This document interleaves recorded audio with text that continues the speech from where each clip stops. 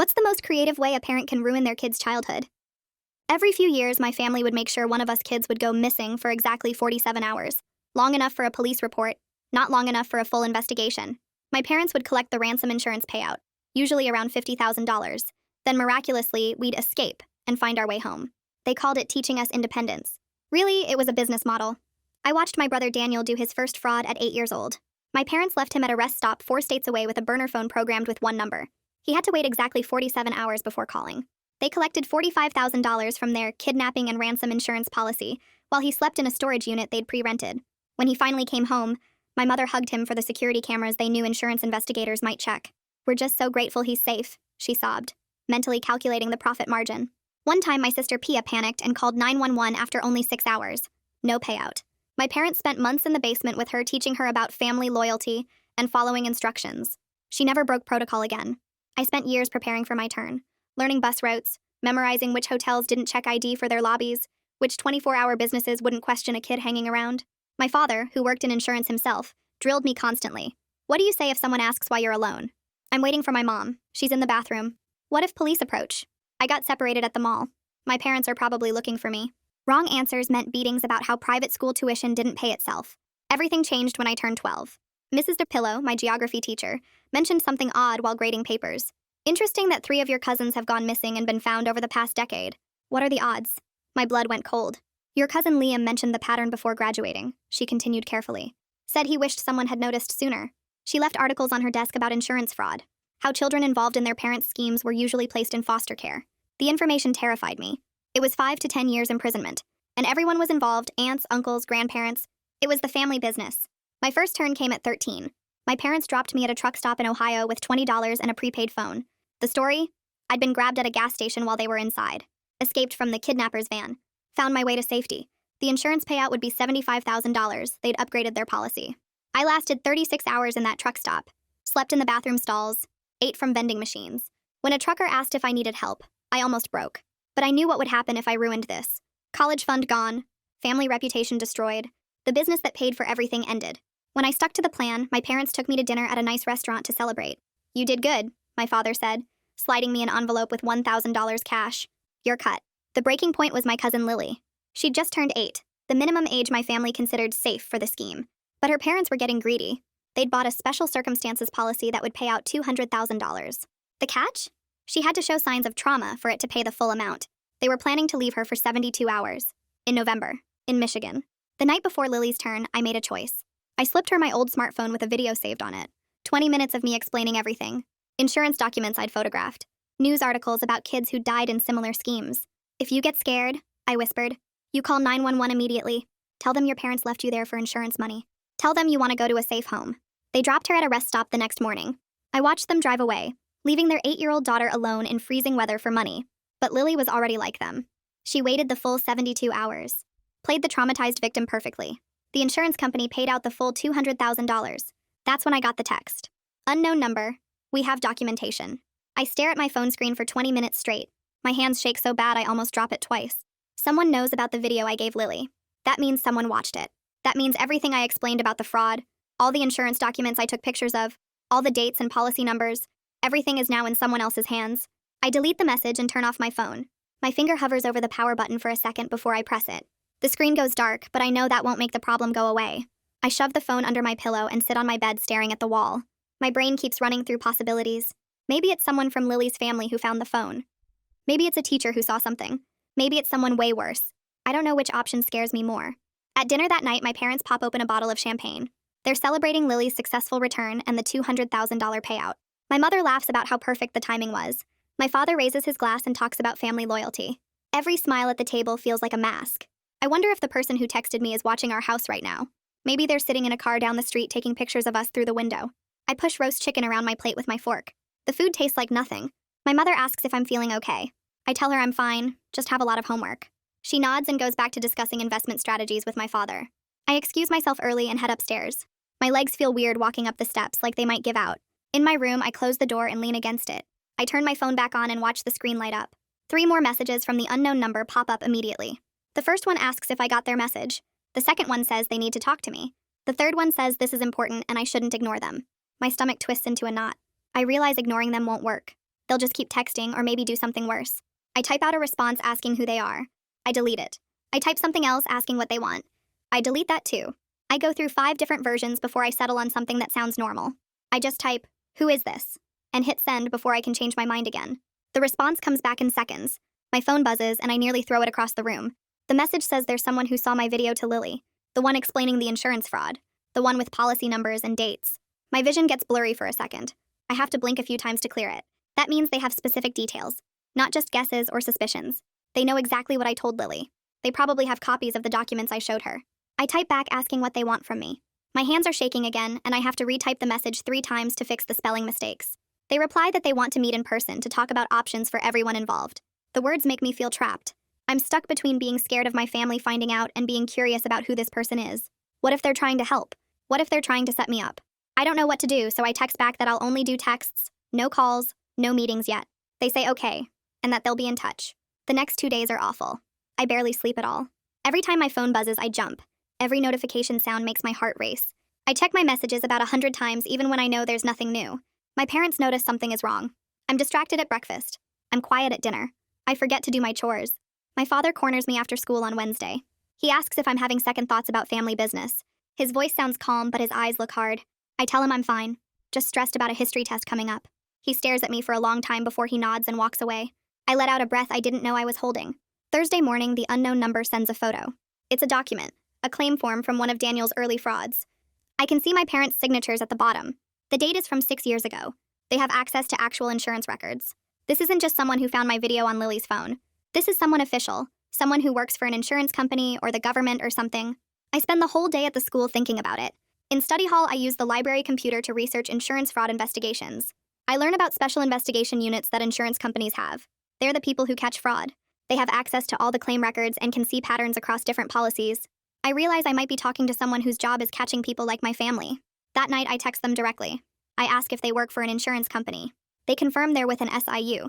They say they're looking into weird patterns in kidnapping and ransom claims. They know about at least 7 times my family has done this over the past 10 years. They say I'm not their target. They say I could help stop this from happening to more kids. My first thought is to protect my family. I know that sounds crazy after everything, but they're still my family. I text back that I can't help them. There's a long pause before they respond. They say Lily is already scheduled for another turn next month. They say they saw it in emails they got access to. The thought of Lily going through that again makes me feel sick. I run to the bathroom and throw up. My mother knocks on the door asking if I'm okay. I tell her I think I ate something bad. I lean against the cold tile floor and think about 8-year-old Lily spending another 72 hours alone in the cold. I think about the fake trauma becoming real trauma. I think about more kids getting pulled into this as they turn 8. I wipe my mouth and stand up.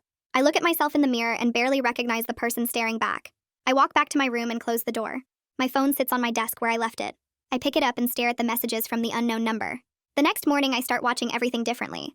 There's a gray sedan parked down our street that I've never noticed before. It's still there when I leave for school. It's there again when I get home. The third day I see it, my hands start shaking.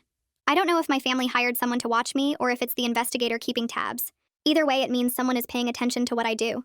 At the school, I catch myself staring at my teachers during classes. I'm trying to figure out who might help if I needed it. Mrs. Pillow notices me watching her during geography and asks if everything is okay. I shake my head and say I'm fine, but I make a mental note that she's already seen the pattern once with my cousins. She might be someone safe. My phone buzzes during lunch. The investigator texts that they get why I'm scared, but asks if I'll meet them one time in public during the day. They suggest the main library downtown on Saturday afternoon. I don't reply, but I can't stop thinking about it. Every time I close my eyes, I see that library. I imagine walking in. I imagine what might happen. Thursday night, my mother calls a family meeting for Sunday. My chest gets tight and I feel like I can't breathe properly. These meetings always mean something bad. Either someone messed up or they're planning something new. I text the investigator asking what happens if I meet them. Do I have to decide anything right away? They text back fast. They say no pressure. Just information about what options exist and what protections are available. They mention that kids who cooperate often get immunity deals. That word sticks in my head. Immunity. It means I wouldn't go to jail for the frauds I helped with. It means I might actually have a way out of this. Friday night, I pull out a backpack and start packing. I put in clothes, some cash I've been saving, the burner phone from my own fraud. I find a list of youth shelter addresses online and print it out. I hide everything in the back of my closet under some boxes. Just knowing I have an escape plan makes me feel a little bit better. Like I have some control over what happens next. Saturday morning, I tell my parents I need to go to the library for a group project. My father says he'll drive me. My stomach drops, but I can't say no without making him suspicious. He pulls up to the library and watches me walk through the front doors.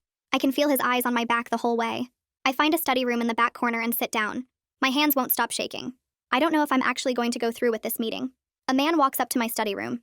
He's maybe 40 years old, wearing a button-up shirt and khakis. He shows me a badge from an insurance company. His name is Stephen Combs, and he works for the Special Investigation Unit. He sits down across from me and thanks me for coming.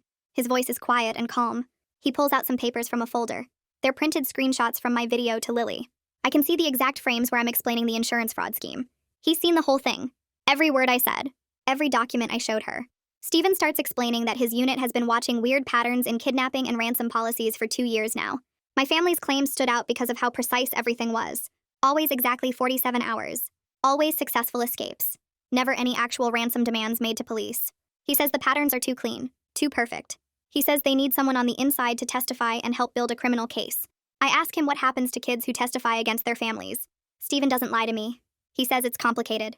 Most kids end up in foster care or with other relatives who weren't involved. He says some families try to get revenge. He can't promise that I'll be completely safe, but he can promise that if we keep doing the frauds, eventually everyone will get caught anyway. And when that happens, the consequences will be way worse than if I cooperate now. Stephen reaches into his messenger bag and pulls out a business card with his name and a phone number printed in plain black text. He slides it across the table to me, along with a cheap prepaid phone still in its plastic packaging. He tears open the package and shows me that his number is already programmed as the only contact. He tells me I don't have to decide anything today, but if I want to help, I should document whatever I can safely access. He mentions a detective named Reese Gibson who works the criminal investigation side and might want to talk to me eventually. I take the card and phone and shove them deep into my backpack where nobody will see them. Stephen stands up and says to be careful and to reach out if I feel unsafe at any point. He walks out of the study room first, and I wait 5 minutes before leaving so we're not seen together. I walk out of the library into the afternoon sun, and everything feels different now. I know what's coming, and I know I have a choice to make. The family meeting is tomorrow, and I have no idea what they're planning to announce. My father is still sitting in his car in the parking lot waiting for me. I climb in and he asks if my project went well. I tell him it went fine and we drive home in silence. The rest of Saturday drags by in a blur of homework and dinner and pretending everything is normal. I spend most of the evening in my room staring at Stephen's business card and turning the prepaid phone over in my hands. The weight of it feels huge even though it's just a cheap plastic rectangle. I hide both items in a box at the back of my closet under some old stuffed animals nobody ever touches. Sunday morning arrives and my mother calls everyone to the dining room for the family meeting. My parents sit at the head of the table looking pleased about something. My father announces they bought a new insurance policy with better coverage and a higher payout. $100,000 for a successful recovery. Everyone around the table starts clapping like this is good news. My mother explains they're planning my next turn for winter break, which gives me 3 months to prepare properly. My aunt says this is such a great opportunity, and my uncle jokes about how I'll be able to pay for my first year of college with my cut. Pia smiles at me from across the table, and Daniel nods his approval. I sit there feeling sick to my stomach while everyone congratulates me like I just won some kind of award. My father goes over the basic timeline and says we'll start detailed planning in a few weeks. The meeting ends and everyone goes back to their normal Sunday activities like we didn't just plan a crime. That night, I wait until everyone is asleep before pulling out the prepaid phone Stephen gave me. My hands shake as I type out a message telling him about the new policy and the winter break timeline. I hit send and then sit there staring at the screen waiting for a response. It comes through within 10 minutes. Stephen says this gives us time to build a proper case, but he asks if I'm safe at home. I stare at that question for a long time, trying to figure out how to answer it. My family has never physically hurt me beyond the basement punishments for breaking protocol, but I don't feel safe either. I feel trapped and watched and like one wrong move could ruin everything. I text back that I'm okay for now, and he responds, telling me to reach out immediately if that changes. I delete the conversation and hide the phone again before trying to sleep. Monday morning, I walk into school feeling exhausted and anxious. During second period, I ask for a hall pass and head to the guidance office. I tell the secretary I need to talk to someone about stress management. She schedules me with Sally Nguyen, who has a free period right now.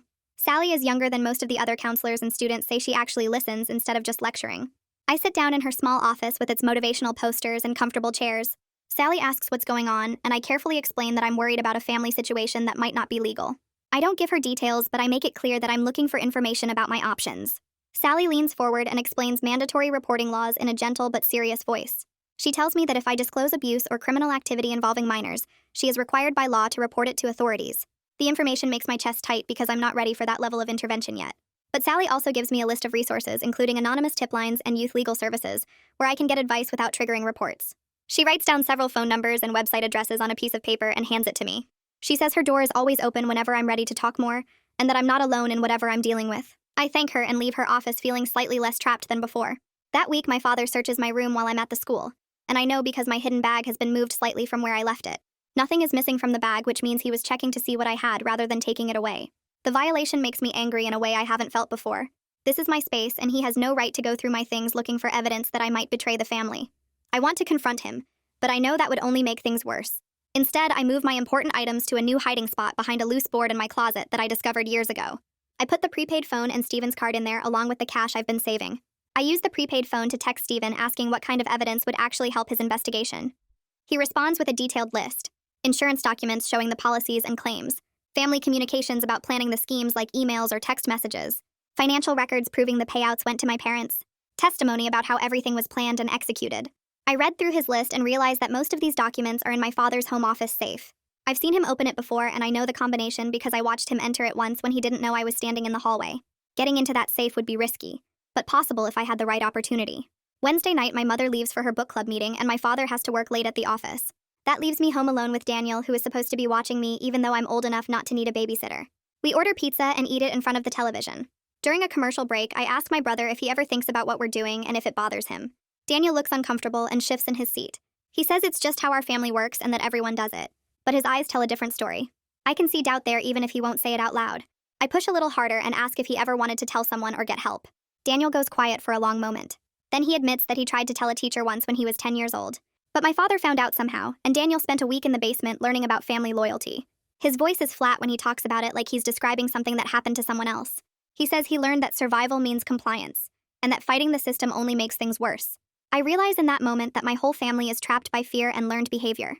The system works because everyone is too scared to break it and too used to it to see how wrong it is. Daniel and I finish our pizza in silence, and I understand that I'm probably the only one who might actually have the courage to end this. The next night, I wait until I hear the shower running upstairs before I move. My mother always takes long showers, at least 20 minutes, and I've been planning this for days. I grab her purse from the kitchen counter and find her key ring buried at the bottom under receipts and gum wrappers. My hands are steady as I pull out the small brass key labeled Office in my father's neat handwriting. I watched a YouTube video 3 times about making wax impressions using a candle and a bar of soap. The tutorial made it look easy, but doing it for real feels different. I press the key firmly into the softened wax, making sure to get both sides. Then I put everything back exactly where I found it. The whole thing takes maybe 2 minutes, but it feels like an hour. I hide the wax impression in my closet behind the loose board and wait 3 days for the right moment to actually use it. Friday afternoon, both my parents have meetings that run late, and Daniel has basketball practice. I'm home alone for the first time in weeks. I take the duplicate key I made at the hardware store using the wax impression and head straight to my father's office. The key slides into the lock and turns smoothly. The safe sits in the corner behind his desk, and I know the combination because I memorized it months ago when I watched him open it through the crack in the door. I turn the dial carefully, listening for the clicks. The safe opens on my first try. Inside are stacks of folders organized by year, and I start photographing everything with the prepaid phone Steven gave me. Policy documents with our names on them, claim forms with dates and amounts, spreadsheets tracking payouts over the years, notes in my father's handwriting about which cousins are scheduled next, and how much each fraud should generate. My hands shake so badly that some of the photos come out blurry and I have to retake them. Every sound in the house makes me freeze, expecting my father to walk in and catch me. I spend 20 minutes in that office, photographing page after page, until I hear a car door slam outside. I close the safe, spin the dial, lock the office door, and run upstairs to my room. My heart doesn't stop racing for an hour. The photos show everything Steven needs to prove the fraud. I spend that night reviewing them on the tiny prepaid phone screen, reading my father's notes about estimated payouts and risk assessments. He wrote down which insurance companies are easiest to fool and which adjusters ask too many questions. There's a whole section about coaching kids on their stories and what to do if someone gets suspicious. I send the photos to Steven using the encrypted messaging app he showed me how to use. The messages take forever to send because the files are so big, but eventually they all go through. Steven responds within an hour, even though it's almost midnight. He confirms this is exactly what they need to build a case. He says the documents prove intent and planning, not just one-time mistakes. He texts that we need to talk about what comes after this, about bringing in law enforcement and what that process looks like. I read his message 5 times before responding that I'm ready to talk. Steven's next message comes Tuesday morning while I'm getting ready for school. He wants to bring in Detective Reese Gibson from the Criminal Fraud Division to explain what a full investigation would involve. He promises the conversation would be off the record at first, just information about what's possible and what protections exist for kids who cooperate. I agree to a phone call, but I tell him it has to be from the school where my parents can't trace it. Steven sets it up for Thursday afternoon during my free period. I ask Sally if I can use her office phone for something important, and she agrees without asking questions. She's good like that, knowing when to push and when to just help. Thursday afternoon, I sit in Sally's office with the door closed. Sally stays with me as a witness like Steven suggested. I dial the number Steven gave me, and a man answers on the second ring. Detective Reese Gibson has a calm voice that doesn't sound like the cops on TV shows. He thanks me for being willing to talk, and asks if I understand that this conversation is just informational. I tell him I understand. Gibson explains that insurance fraud at this scale is a serious crime, usually a felony with prison time. But he also says that kids who were forced or pressured into participating are treated as victims, not criminals. He asks about the evidence I provided to Stephen, and confirms it's strong enough to start building a criminal case. He says the documents show clear intent and planning over many years involving multiple family members. The way he talks makes it sound real and scary, and also like maybe there's a way out of this. Gibson keeps talking, and I listen carefully to every word. He explains that a full investigation would involve multiple agencies working together. The insurance fraud division would handle the financial crimes. Child Protective Services would get involved because kids were put in danger. The FBI might join if the fraud crossed enough state lines, which it did because my family operated in at least 6 different states. He can't promise everything will work out perfectly. He says investigations are messy and sometimes things go wrong. But he can promise that I would have advocates, people whose job is to protect kids in situations like mine. He can promise I wouldn't be treated as a criminal. Then he asks if I understand what cooperation would mean for my family.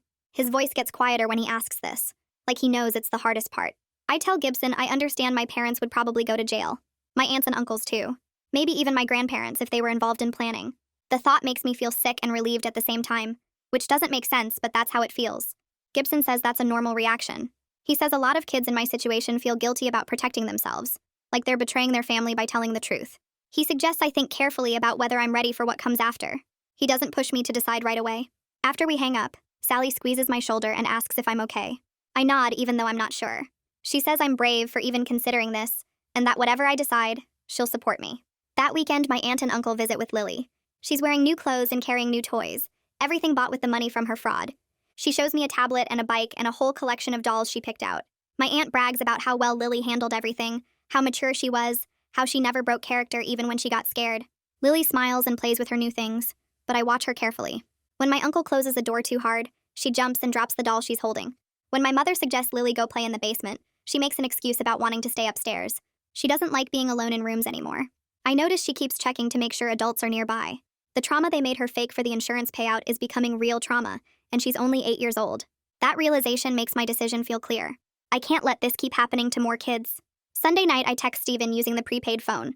I tell him I want to move forward with cooperating, but I need to know what happens to kids like Lily and me during the investigation. I need to know if we'll be safe and where we'll live and if we'll still see each other.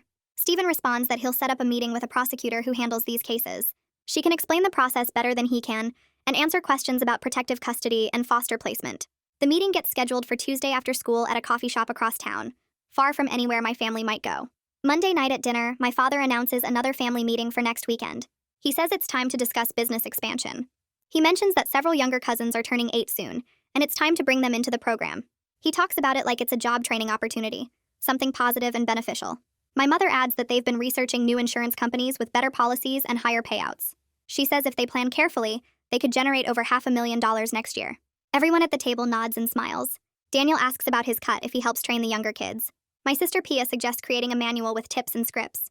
I sit there feeling desperate and determined. More kids are about to get pulled into this, and I might be the only one who can stop it. Tuesday afternoon, I tell my parents I have a group project meeting at the library.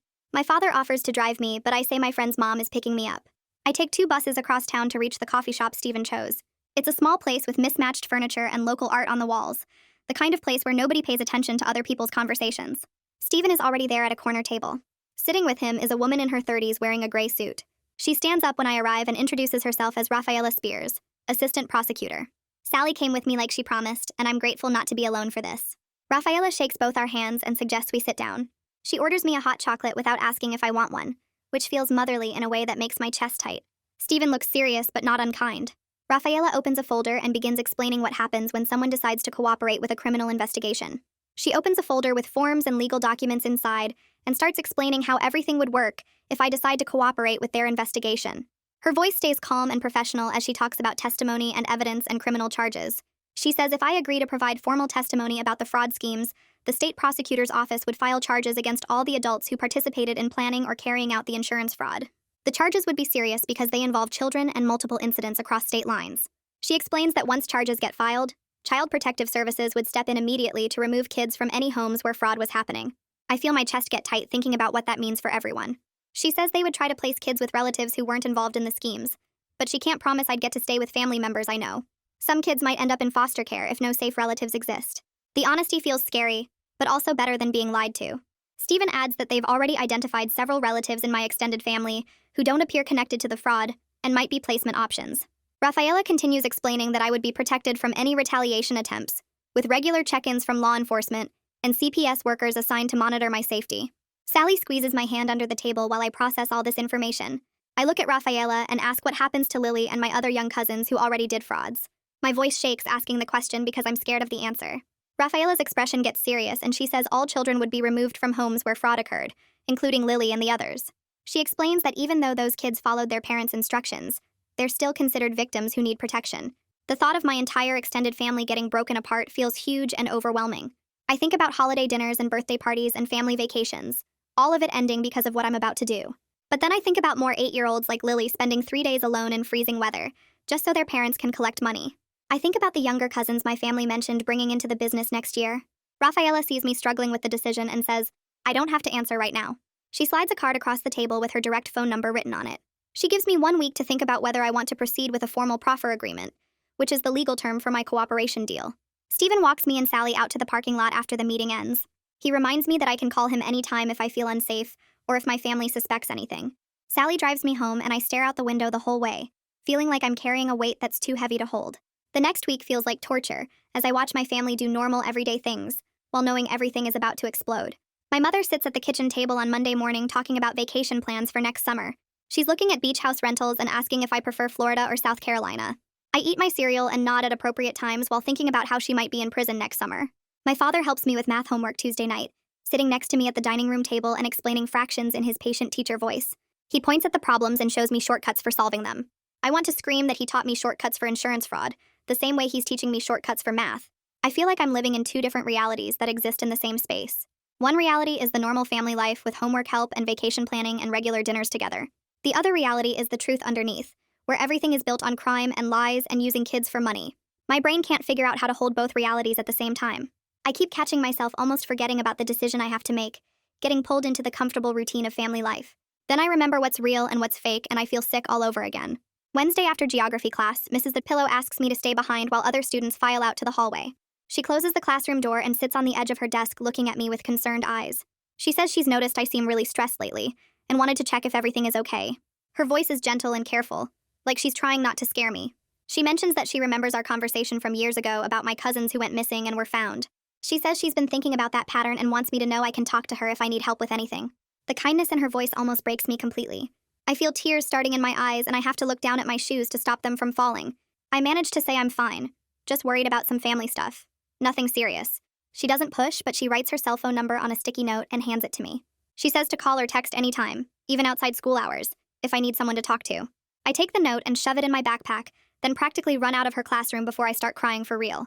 I head straight to Sally's office and knock on her door even though I don't have an appointment. She takes one look at my face and pulls me inside, closing the door behind us. Sally sits me down on her comfortable couch and waits quietly while I try to get my breathing under control. I tell her about the meeting with Rafaela and the decision I have to make by the end of the week.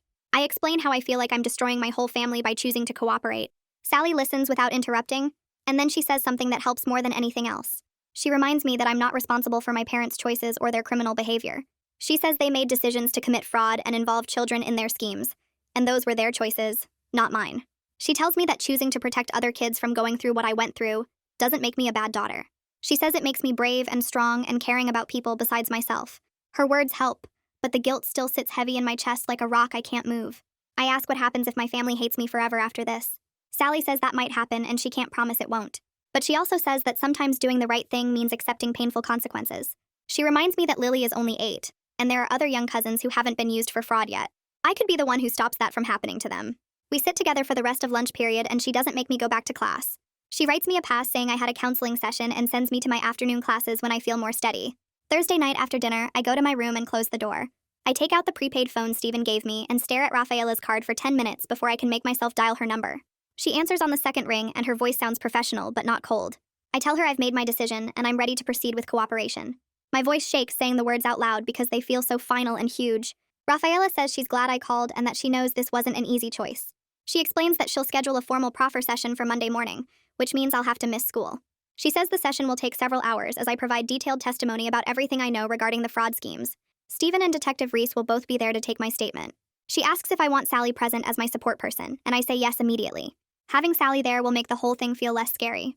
Rafaela says she'll coordinate everything and will call Sally directly to arrange the details. She reminds me not to do anything that might alert my family to what's happening. She says to act completely normal for the next few days. I promise I will, and we hang up. I sit on my bed holding the phone and feeling like I just jumped off a cliff with no way to climb back up. Friday night, my parents call another family meeting in the living room. Everyone gathers around like we do every few months when there's family business to discuss. My father stands at the front of the room with papers in his hands. He starts talking about expansion plans for next year with excitement in his voice. He says they've identified 4 new cousins who will turn 8 next year and are ready to participate in their first frauds. He talks about it like it's a job training program or a family tradition being passed down. My mother adds that they've been researching new insurance companies with better policies and higher payout amounts. She's made spreadsheets calculating potential earnings if they execute 12 frauds next year. The number she mentions is over $500,000. My uncle jokes about being able to retire early, and everyone laughs like this is normal family planning. People start volunteering to help train the younger kids and offering to scout good locations for drop-offs. Daniel asks what his cut will be if he helps with training. Pia suggests creating a written manual with tips and scripts so the younger kids can study and prepare properly. I sit in my chair feeling completely numb and disconnected from my body.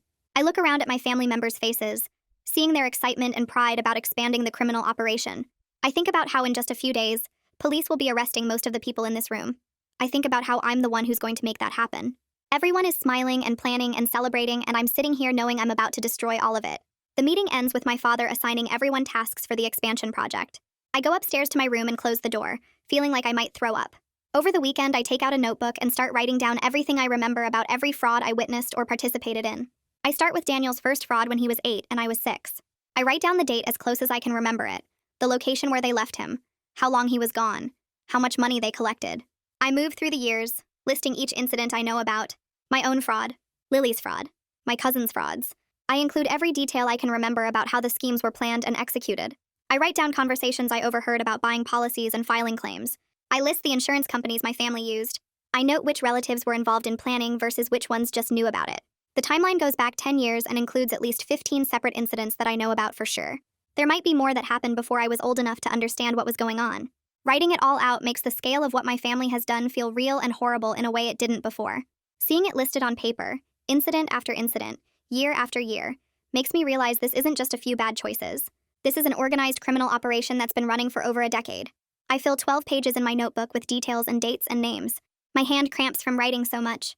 When I finish, I hide the notebook under my mattress and feel exhausted and sad. Saturday night, I'm walking down the hallway to the bathroom when Pia comes out of her room and stops me. She looks at my face closely and asks if I'm okay because I've been acting strange all week. Her voice sounds genuinely worried, not suspicious or angry. I almost tell her everything right then. I almost explain about meeting with the prosecutor and making the decision to cooperate and how everything is about to change. But then I remember what my parents did to her in the basement after she broke protocol. I remember how she learned to follow instructions perfectly after that punishment. She's been fully part of the family business ever since, never questioning anything, always doing what she's told. If I tell her what I'm planning, she'll either try to stop me or she'll warn our parents. I can't risk either of those things happening. So instead, I hug her tight and tell her I'm fine, just stressed about school stuff. She hugs me back and says she's here if I need to talk. I hold on to her for a long moment, knowing this might be one of the last normal interactions we have as sisters. After Monday, everything changes. After Monday, she'll probably hate me. I let go and tell her goodnight, then go to the bathroom before she can see me start crying. Sunday morning, I tell my parents I'm going to Sally's house to work on a school project. My mother barely looks up from her coffee and newspaper.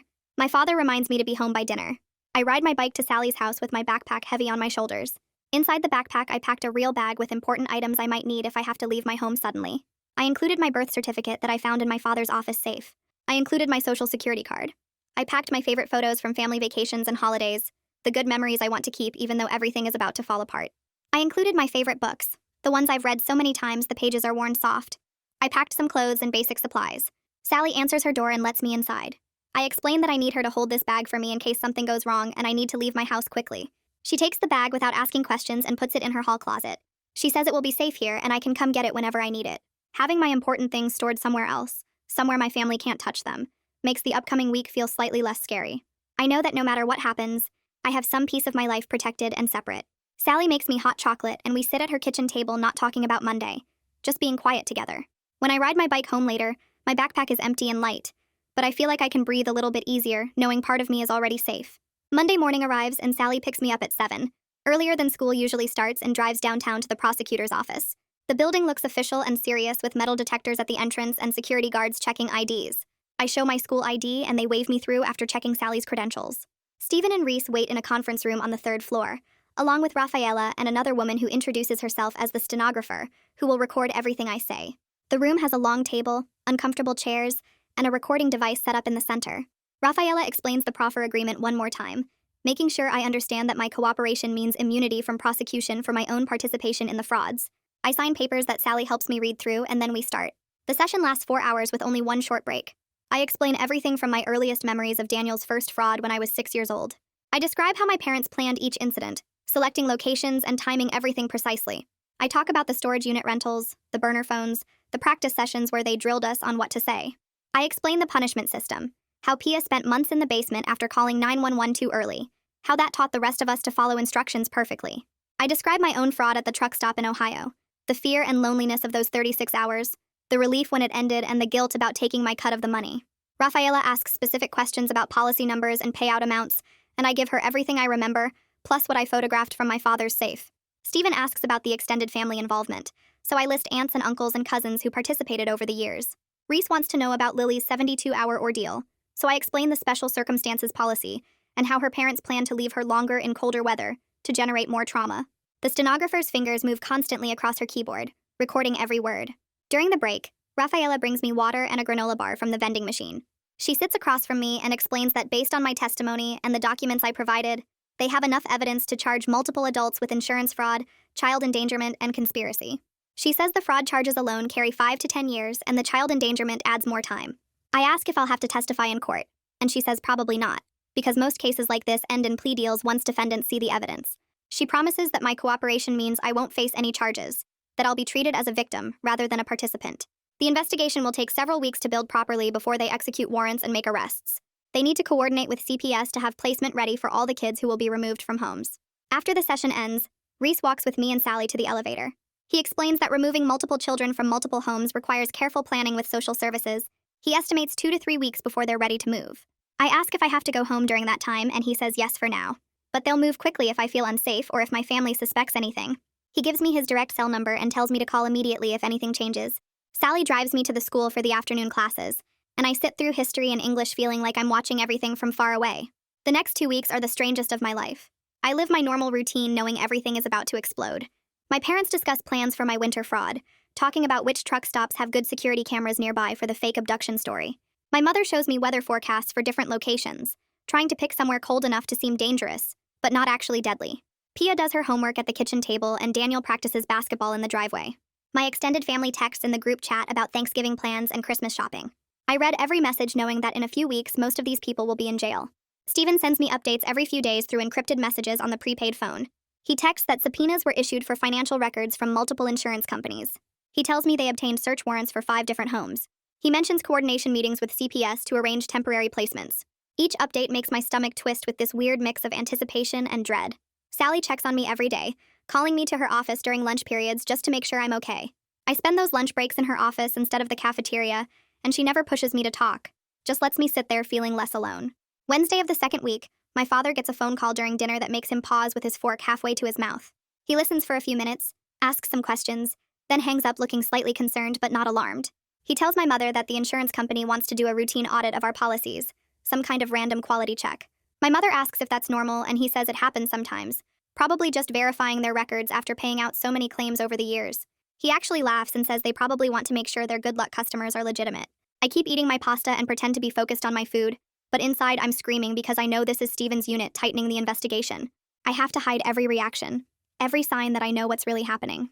That weekend, my mother takes me shopping for winter clothes for my upcoming fraud. We go to the outdoor store and she cheerfully helps me try on jackets, testing which ones would work for sleeping in cold weather, but wouldn't look too expensive on security cameras. She discusses which truck stops have the cleanest bathrooms and the best lighting for the parking lots where I'll be waiting. She talks about all of this like we're planning a camping trip, completely casual about the fact that she's preparing to abandon her daughter in freezing weather for money.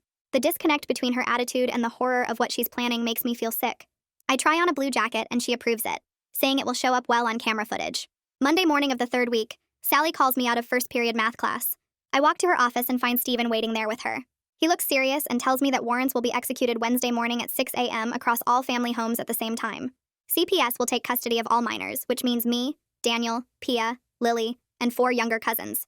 He says I need to be prepared to leave my house with only what I can carry in one bag. He asks if I still have important documents stored at Sally's house, and I confirm that I do. He tells me that CPS workers will arrive at my house with police officers, that my parents will be arrested immediately, and that a social worker will help me pack essentials before taking me to a temporary shelter. I ask what happens to my siblings, and he says they'll go to the same shelter initially, then CPS will work on finding appropriate placements. Tuesday night, I can't sleep. I lie in bed staring at my ceiling, memorizing every detail of my room knowing I might never see it again. I look at the posters on my walls, the books on my shelves, the photos stuck around my mirror, pictures from family vacations to the beach, birthday parties with cake and candles, holiday dinners with everyone smiling. All these normal moments that existed right alongside the crime. All these memories that are real and fake at the same time. Daniel knocks on my door around 10 p.m. to say goodnight, something he rarely does anymore. I get up and hug him longer than usual, holding on tight while he asks if I'm okay. I tell him I love him and he says he loves me too, looking confused by my intensity. I wonder how he'll react Wednesday morning when police break down our door. I wonder if he'll figure out that I'm the one who reported everything, that I'm the reason our family is about to be destroyed. I let go and watch him walk back to his room, and I know that everything changes tomorrow. Wednesday at 6 a.m., the pounding on the front door jolts me awake even though I've been lying here staring at the ceiling for hours. The voices outside yell about police and search warrants, and I hear my father's feet hitting the stairs as he runs down in his pajamas. My mother starts screaming questions from their bedroom, her voice high and panicked in a way I've never heard before. I stay in my bed like Stephen told me to do, pulling my blanket up to my chin and waiting for the CPS worker who's supposed to come get me. The sounds downstairs get louder with more voices and heavy footsteps, and I hear my father demanding to see paperwork while my mother keeps asking what's happening. A woman's voice cuts through the chaos saying something about multiple residences and coordinated warrants, and that's when I know they're hitting everyone at the same time. I hear Pia's door open and Daniel asking what's going on, and part of me wants to run out and warn them, but I know that would ruin everything. The footsteps come up the stairs and I hear officers clearing rooms, their voices professional and firm as they move through the house. My door opens and a woman in her 30s steps in with a female police officer behind her, and she introduces herself as Sylvia Contreras from Child Protective Services. She sits on the edge of my bed and explains in a gentle voice that I'm being placed in protective custody for my safety, and that she's here to help me pack some things before we leave. I nod because my throat feels too tight to speak, and she asks if I have a bag ready. I point to my closet where I stashed a duffel bag yesterday, and she helps me add some clothes and personal items while the officer stands by the door. Sylvia asks about homework and school supplies, and I grab my backpack with textbooks and notebooks, moving on autopilot while my brain tries to process that this is actually happening. We walk down the hallway past Pia's room where another CPS worker is helping her pack, and I see the confusion and fear on my sister's face as she watches me go by. The stairs feel like they take forever to descend, each step bringing me closer to the living room where I can hear my parents' voices. When we reach the bottom, I see my father and mother both in handcuffs with officers standing beside them, and the room is full of people in uniforms and suits going through drawers and cabinets. My mother is crying and demanding to know where they're taking us, and my father's face is red with anger as he argues about lawyers and rights. Sylvia guides me toward the front door with her hand on my shoulder, and that's when my father's eyes lock onto mine across the room. I watch his expression change from anger to confusion to sudden understanding, and his mouth opens slightly as he realizes what I've done. He knows I'm the one who reported everything, that I'm the reason police are in our house taking his children away. The look on his face makes me feel sick and relieved at the same time, and I have to look away as Sylvia leads me outside to her car. The morning air is cold, and I can see other CPS vehicles parked along the street, and I wonder if my aunts and uncles are being arrested right now too. Sylvia opens the back door of her sedan and I climb in, setting my bags on the seat beside me while she gets in front. As we pull away from my house, I look back and see Daniel being escorted out by another worker, and the last thing I see is my mother's face in the window watching us leave. The drive to the shelter takes about 20 minutes through early morning traffic, and Sylvia talks to me in a calm voice about what happens next. She explains that the shelter is temporary, that they'll work on finding a more permanent placement soon, and that I'll be safe there with other kids in similar situations. When we arrive, the building looks like an old school that's been converted into housing, with brick walls and small windows and a chain-link fence around the property. Sylvia walks me inside where a staff member checks us in, and then we go down a hallway to a large room with several beds and lockers. 2 younger kids are already sitting on beds near the window, and when they turn around, I recognize them as my cousins from my uncle's family. Before I can process that, another door opens and Lily runs across the room toward me, her face streaked with tears. I drop my bags and catch her as she crashes into me, her small body shaking as she sobs into my shoulder. I hold her tight while Sylvia explains that we're all safe now, that our parents can't hurt us anymore, and that everything is going to be okay. The shelter feels nothing like home with its plain white walls and industrial furniture, and the smell of cleaning products and the reality of what I've done starts sinking in for real. I'm not going back to my room with my posters and my books, not eating dinner at our kitchen table, not sleeping in my own bed tonight. This institutional space with its hard floors and fluorescent lights is my life now, and I have no idea what comes next. Over the next few days, I meet with so many people that their faces start to blur together. Rafaela comes with Reese and a lawyer named Daniel Simmons, who explains that he's been assigned to represent my interests in the CPS case. They sit with me in a small conference room at the shelter and lay out what happened during the raids. My parents and 6 other adult relatives were arrested and charged with multiple counts of insurance fraud, child endangerment, and conspiracy. The evidence I provided was crucial for getting the warrants and the searches turned up even more documentation that my father kept in his home office safe. Financial records showing payouts over 10 years, detailed plans for future frauds, even notes about which kids were scheduled next. Rafaela explains that the prosecutor's office is building cases against all the adults involved, and that my cooperation means I won't face any charges for my own participation. Daniel asks how I'm holding up and if I feel safe at the shelter, and I tell him I'm okay, even though I don't really know if that's true. Reese mentions that my siblings are at the same shelter and that Daniel has been asking about me, but I'm not ready to face him yet. On Friday morning, a staff member tells me I have a therapy appointment, and I follow her to a small office where a woman in her 40s is waiting. She introduces herself as Dr. Lisa Park, and explains that she specializes in working with kids from criminal families. We sit in comfortable chairs, and she asks me to tell her how I'm feeling about everything that's happened. I try to explain the weird mix of guilt and relief, how part of me feels like I destroyed my family while another part knows I stopped something terrible from continuing. Dr. DePark nods like she understands and tells me that feeling both things at once is completely normal. She says recovery is going to take time, that there's no quick fix for processing what I've been through, but that I took the first step by choosing to protect other kids instead of protecting the fraud. She gives me some techniques for managing anxiety, and we schedule another session for next week, and when I leave her office, I feel slightly less broken than before. 2 weeks after the arrests, Sylvia comes to tell me they've found a foster placement for me. The family lives across town from my old neighborhood in a quiet street with small houses and trees lining the sidewalk. Tom and Jennifer Patterson are in their 40s with experience fostering teenagers, and when Sylvia drives me to meet them, they seem genuinely kind. Jennifer shows me to a bedroom that's mine alone, with a real bed and a desk and curtains on the windows, and she tells me I can decorate it however I want. Tom explains their house rules, which are pretty basic, and they both emphasize that they want to give me space to process everything, while also being available if I need support. That weekend, they take me shopping for school supplies and clothes, and Jennifer helps me pick out some posters and decorations for my room. Starting at a new school on Monday feels overwhelming, but Sally coordinated the records transfer and made sure my teachers know I'm dealing with a difficult situation. Nobody at this school knows my story or my family's crimes, and I'm grateful for the chance to just be a regular student. The first few weeks are hard as I adjust to new routines and try to figure out who I am outside of my family's fraud scheme. Rafaela updates me monthly about the legal cases, usually calling on weekends when I'm at the Pattersons' house. She tells me that my parents decided to take plea deals instead of going to trial, probably because the evidence against them was overwhelming. My father got 8 years and my mother got 7, and the other relatives received similar sentences ranging from 5 to 10 years depending on their involvement. The insurance companies are working on recovering money, but a lot of it was already spent, so they'll probably only get back a fraction of what was stolen. Lily and my younger cousins were placed with relatives who weren't involved in the fraud, aunts and uncles who lived in different states and didn't know what was happening. Rafaela says they're all doing okay and getting therapy, and that Lily asks about me sometimes. 6 months later, I'm settling into something that almost feels like a normal life. I see Dr. Park twice a week, and we work through the complicated feelings about my family and what I did. I still feel guilty sometimes when I think about my parents in prison or my siblings scattered across different placements, but I also sleep better knowing that no more kids will be forced into fraud schemes.